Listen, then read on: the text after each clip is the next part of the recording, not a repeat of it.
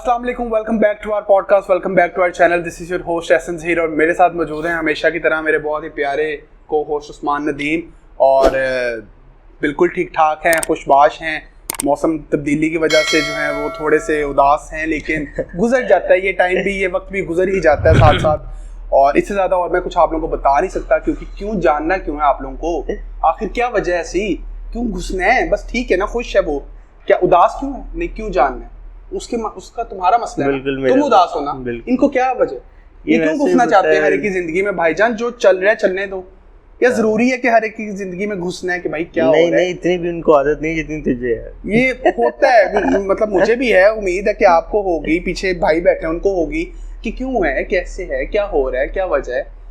तो ये अच्छा, जिस तरह लोगों का आजकल जो हो रही है ना, ऑडियो बड़ी लीक हो रही है, जो भी बात करो ना किसी से भी, सर मैं तो रुक जरा ध्यान से, मैं पता है ना क्या हो रहा है मुल्क में। पहली बात के बाद कहता हूँ कि मिल लेते हैं, मिल के बात कर लो, तुम कॉल पे या ये व्हाट्सएप वगैरह कुछ भी नहीं। वो ज़रदारी ने कहा था ना कि दिल की बात किससे करते हैं, दिल की बात कोई भी नहीं। इस्लामी जमहूरिया पाकिस्तान इतना बड़ा मुल्क है, एक माशाल्लाह बेहतरीन पहचान रखता है पूरी दुनिया में, और वहाँ के प्राइम मिनिस्टर की बातें लीक हो रही हैं, तो मेरी तुम्हारी व्हाट्सएप की चैट तो पता नहीं कहाँ तक पहुँच गई होगी। बस अब दुआ ये करनी है, और आप लोगों से भी गुजारिश है कि ये दुआ कीजिएगा हमारे वालिदैन तक ना पहुँच जाए, ठीक है, कि वो बड़ा मसला हो सकता है, और हमारे वालिदैन तक पहुँच जाए, उनके अम्मी अबू तक ना पहुँच जाए, वो बड़ा मसला हो सकता है। तो सर आज मैं खुद हैरान हूँ कि यार ये हो क्या रहा है, यानी कि यार तुम तो आईटी के बंदे हो, ये बताओ, ये हमारा जो सोशल मीडिया पे सब कुछ पड़ा है, ये कोई सिक्योर नहीं। यार कहते तो हैं जी, अगर आप व्हाट्सएप भी खोलें तो उस पर लिखा होता है एंड टू एंड इनक्रिप्टेड। हाँ। इसका मतलब यही होता है कि आपका जो है ना वो सारा डाटा हमारे पास सिक्योर है, या ये किसी के पास भी जो है ना ये आउट नहीं हो सकता। लेकिन जिस तरह के हालात चल रहे हैं, हैकर आ रहा है और वो ट्वीट कर रहा है बाकायदा कि यार इतने बजे जो है वो ऑडियो एक लीक होगी, तो it's a very strange thing. और ये इतने बड़े लेवल पे हो रही है। प्राइम मिनिस्टर हाउस की एक को तकरीबन 150 मिनट की जो है ना वो रिकॉर्डिंग लीक आउट हो चुकी है। तो ये क्या चीजें सिक्योर है फिर। और आई थिंक वो क्या कहते हैं उसको, लफ्ज है कोई इसके लिए स्पेसिफिक जो चीज, साइफर। असल में साइफर जो है ना वो बहुत से लोगों को नहीं पता, और मुझे भी इस बारे में इतना नहीं इल्म था, वो मैंने इसको थोड़ा सा पढ़ा। तो वो ये कि यार जब देखो, जब हमारा प्राइम मिनिस्टर या हमारा कोई फॉरेन मिनिस्टर, कोई भी हमारा वजीर जाता है ना दूसरे मुल्क बात करने, या यूएन की जो मीटिंग्स होती हैं, इनमें उनकी कुछ कोड वर्ड्स होते हैं, ठीक है। अभी इस तरह अगर मैं तुम्हें कहूँ कि यार एक बुल्लट हमारा दोस्त है, तुम तो समझ जाओगे, ठीक है। एक मोटा गेंडा हमारा दोस्त है, तुम भी समझोगे, वो भाई भी समझ जाएंगे, लेकिन ये लोग नहीं समझेंगे, ठीक है। बिल्कुल कोड वर्ड है। हाँ, ये साइफर वर्डिंग होती है यार। ये साइफर, ये जो साइफर क्राइम है ये बेसिकली ना, ये इससे ज्यादा जो चीज है ना वो ये डार्क वेब क्या है यार, ये आ कहां से रही है चीजें, मैं यही सुन रहा था कि जब मैंने इसको देखा कि यार हैकर्स हमारे यहाँ पकड़े जाते हैं, छोटे मोटे हैकर्स, हाँ। ठीक है, जो कोई किसी का डाटा लीक आउट कर रहा है पुलिस पकड़ लेती है जी, FBI ने पकड़ लिया, FIA ने पकड़ लिया। अब जो है वो हैकर को कोई पकड़ नहीं रहा, हालांकि वो ट्विटर पे एक सोशल मीडिया का अकाउंट बना के यूज कर रहा है, ठीक है, उसको कोई पकड़ नहीं रहा। वो फिर मुझे पता चला कि डार्क वेब के थ्रू कर रहा है यार बेसिकली। हाँ, ये डार्क वेब पे बेसिकली 3 तरह की जो होती है ना वो वेब्स होती हैं। अच्छा, अगर इसको थोड़ा सा मैं जो हमारे यार नहीं पता, मुझे नहीं पता था, व्यूअर्स हैं उनके साथ अगर थोड़ा सा इसकी, हमें भी इतना नहीं है नॉलेज, लेकिन जितनी भी है थोड़ी सी इन्फॉर्मेशन मैं शेयर करूंगा अपने व्यूअर्स के साथ, कि ये बेसिकली 3 तरह की वेब सर्फेसेस होती हैं।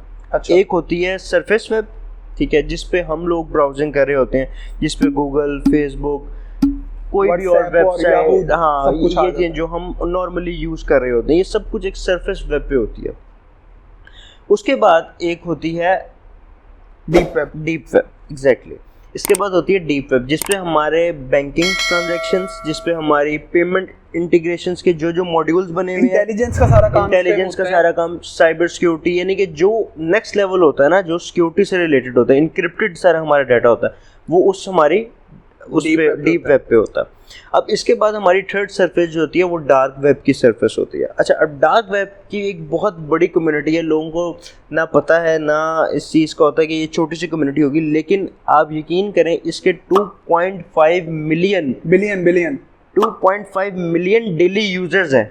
डेली यूजर्स हैं, जो मुझे लगता है कि शायद हमारे सरफेस वेब के भी नहीं होंगे, जो तक मुझे मैंने इसको पढ़ा हुआ है। 2.5 मिलियन यूजर्स डेली के हैं जो हमारी डार्क वेब को यूज करते हैं। अच्छा, ज़्यादातर ये 2 कंट्रीज़ में हमारे पास, अगर हम इसकी चेक करें ना कि ये डार्क वेब के सबसे ज़्यादा Operate यूजर्स कहाँ कहाँ पे ऑपरेट, तो ये यूएस और रशिया में सबसे ज़्यादा ऑपरेट होते हैं डार्क वेब के। अच्छा, अब ये इसको ज्वाइन कौन कर सकता है, ये कौन सी कम्युनिटी है, ये क्या है? अगर आप इंटरनेट पे देखें ना, आपको डार्क वेब के बारे में प्रॉपर सही इन्फॉर्मेशन कोई नहीं मिलेगी। ना यूट्यूब पे कोई आपको बताएगा कि डार्क वेब आप ज्वाइन कैसे कर सकते हैं, डार्क वेब को आप असेस कैसे कर सकते हैं। क्यों? इस डार्क वेब पे सारी इलीगल एक्टिविटीज़ होती हैं। इलीगल एक्टिविटी से मुराद ये है, खुदा न खास्ता अगर आपने किसी का मर्डर कराना है या कुछ इस तरह है, सुपारी देनी है आपने, तो आप डार्क वेब के थ्रू दे सकते हैं।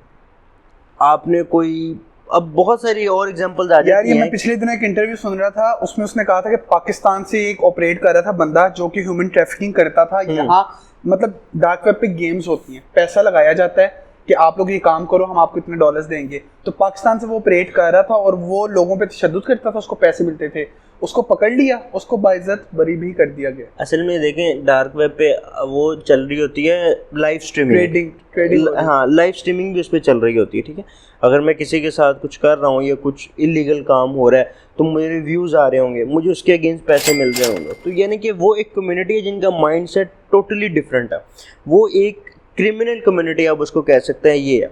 अब उसको ट्रैक करना ये नामुमकिन है। ठीक है, क्यों? उनके आईपी एड्रेस कांस्टेंट नहीं रहते, उनके आईपी एड्रेस कॉन्टीन्यूसली चेंज हो रहे होते हैं। अगर आप किसी को ट्रैक करते हो ये ट्वीट कहाँ से हुई है, तो आप अगर वहाँ पे पहुँचते हो, पहुँचने से पहले ही उसका आईपी चेंज हो चुका होता है। इसके अलावा ऐसा कुछ नहीं है कि मैं मुंह उठाऊँ या आप जो है वो दिल चाहे तो डार्क वेब को ज्वाइन कर लें। अगर इतना पैसा है, $2 मिलियन डार्क वेब की एंट्री फीस है। If you want to join, इतना बनता है, मतलब इतना तो मैंने पाकिस्तानी कभी नहीं देखा, तो तुम तो डॉलर की बात कर रहे हो। If you want to join dark web, then you have to pay an entry fees of $2 million.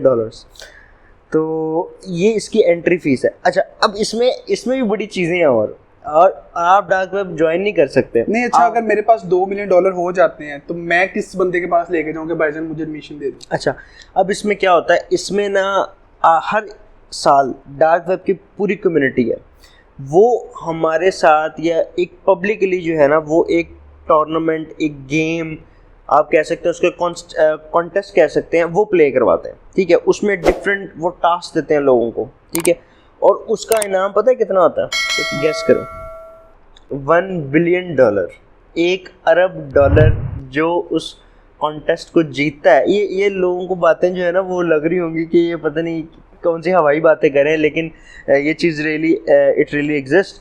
और $1 बिलियन उस टीम को मिलते हैं जो कि डार्क वेब का कॉन्टेस्ट विन करती है। अच्छा, फिर उसके बाद हम डार्क वेब को लोग ज्वाइन कर सकते हैं। ठीक है, लोग खुद हायर करते हैं, डार्क वेब की कम्युनिटी हायर करती है। यू कांट अप्लाई, ये कोई पोर्टल नहीं है ऑनलाइन कि आप जॉब के लिए अपनी CV लिख के आप अप्लाई कर दें, ऐसा नहीं है। वो लोग खुद चुनते हैं और बहुत ही जो है ना इसके, और इतना पैसा है वहाँ पे, तो वो ये भी नहीं चाहते कि हर कोई बंदा आ जाए।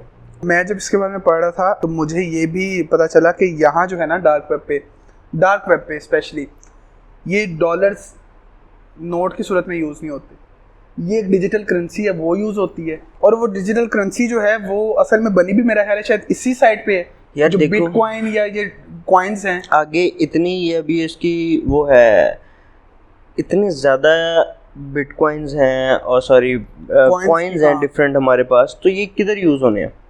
ये नहीं कह सकते आपकी ये बने भी सिर्फ डार्क वेब के लिए हैं। बिटकॉइन का मतलब अगर हम देखें तो बिटकॉइन का भी ऐसा कोई ओरिजिन तो पता नहीं कि कहाँ से ये बना।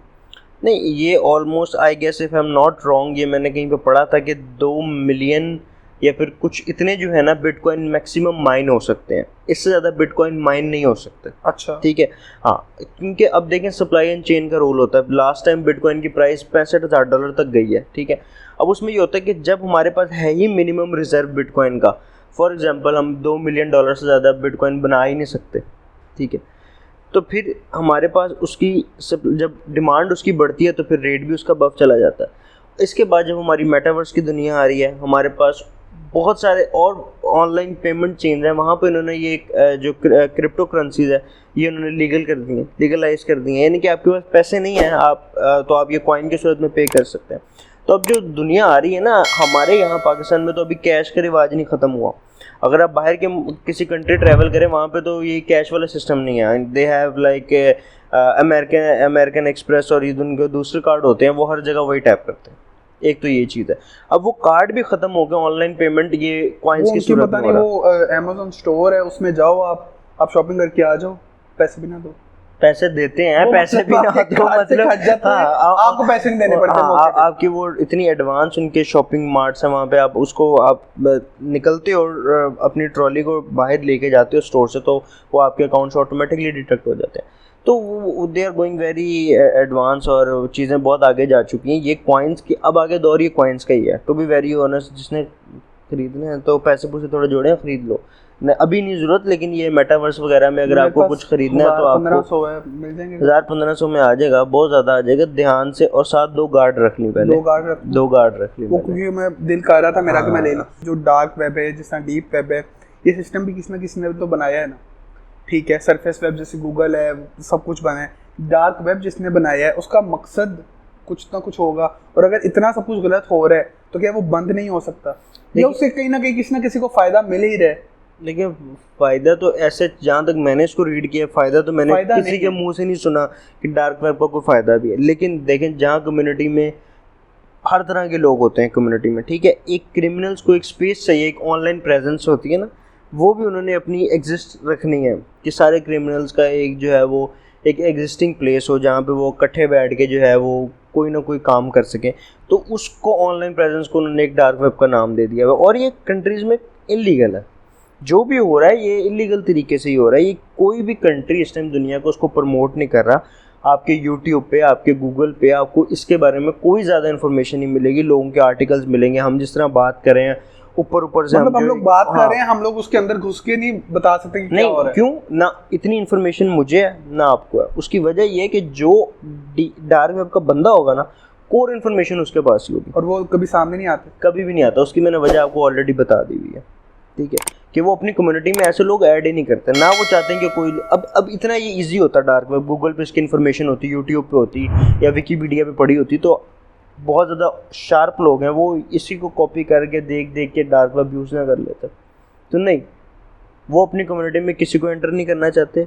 वो जब उनको लोगों की ज़रूरत होती है तो उनका रखने का क्राइटेरिया, ज्वाइनिंग क्राइटेरिया डिफरेंट होता है। फिर आम बंदा ज्वाइन भी नहीं कर सकता। मैंने जैसे पहले बताया, $2 मिलियन उसकी फ़ीस है, एंट्री फीस, अगर आपको वो ज्वाइन करना है। और फिर अगर आप जीतते हो एक कॉन्टेस्ट वगैरह तो आपके $1 बिलियन आपको मिलता। और तो इसमें जो है ना, ये एक अलग दुनिया है, इनकी चीज़ें डिफरेंट है, इनकी कम्युनिटी डिफरेंट है। इसके अलावा हम थोड़ी सी बात इधर करेंगे डीप वेब की। डीप वेब क्या होता है? डीप वेब भी बड़ी मज़ेदार चीज़ है। हमारा जितना बैंकिंग सिस्टम है, हमारा जितना ऑनलाइन सिस्टम है, हमारा जितना पैसों की ट्रांजैक्शन वाला सारा निज़ाम है, ये हमारा डीप वेब पे होता है। क्यों?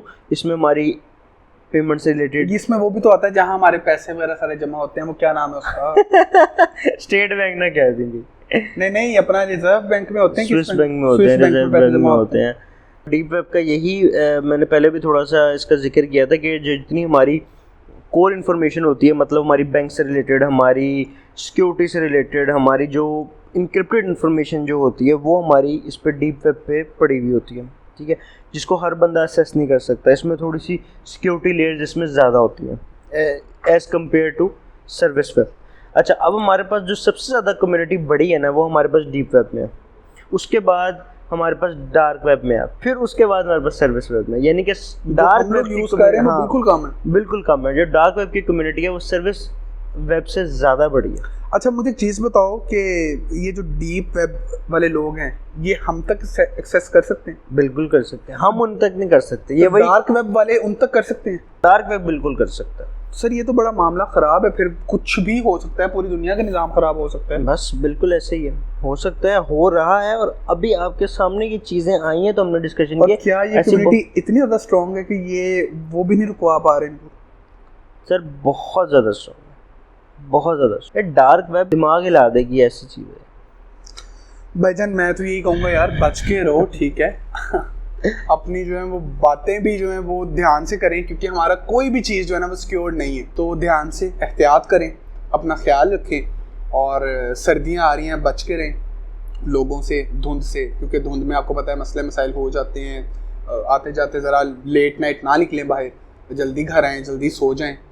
और अपना बहुत सारा ख्याल रखें, हमें दें इजाज़त। इंशाल्लाह आपसे मुलाकात होगी अगले एपिसोड में एक नई अच्छी मज़ेदार बात के साथ, और इंशाल्लाह हमारा प्लान है कि हम लोग किसी एक गेस्ट से आपको इंट्रोड्यूस करवाएं अगले एपिसोड में।